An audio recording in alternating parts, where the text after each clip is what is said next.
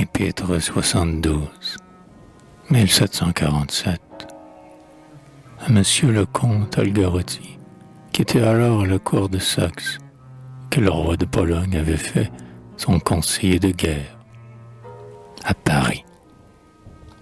Enfant du pain et de Citer, brillant et sage Algarotti, qui le ciel a départi à l'art d'aimer, d'écrire et de plaire, et que, pour comble de bienfaits, un des meilleurs rois de la terre a fait son conseiller de guerre dès qu'il a voulu vivre en paix. Dans vos palais de porcelaine, recevez ces frivoles sons, enfilés sans art et sans peine au charmant pays des pompons. Ô Saxe, que nous vous aimons, ô Saxe, que nous vous devons d'amour et de reconnaissance. C'est de votre sein que sortit le héros qui venge la France et la nymphe qui l'embellit.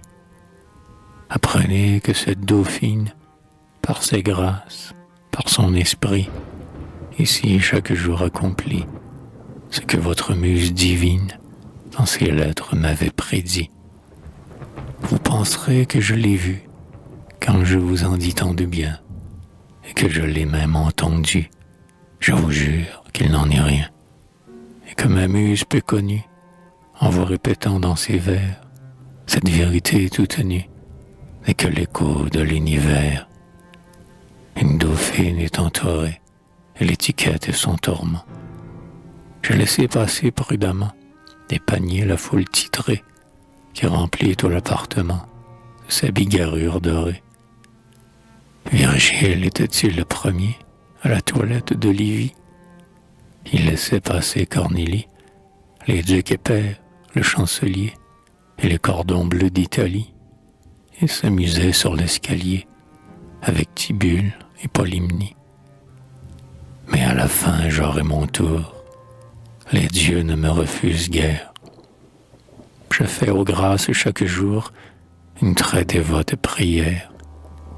Je leur dis, filles de l'amour, daignez, à ma muse discrète, accordant un peu de faveur, me présenter à votre sœur quand vous irez à sa toilette. Que vous dirai-je maintenant du dauphin et de cette affaire, de l'amour et du sacrement? Les dames d'honneur de Citer, on pourrait parler dignement, mais un profane doit se taire. Sa cour dit qu'il s'occupe à faire une famille de héros, ainsi qu'on fait très à propos son aïeul et son digne père.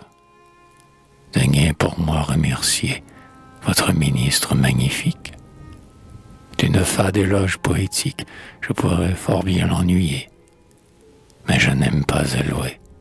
Et ces offrandes si chéries, des belles et des potentats, gens tout nourris de flatterie, sont un bijou qui n'entre pas dans son baguier de pierreries. Adieu. Faites bien aux Saxons, goûtez les vers de Newton, et que votre muse polie parle encore sur un nouveau ton de notre immortelle Émilie.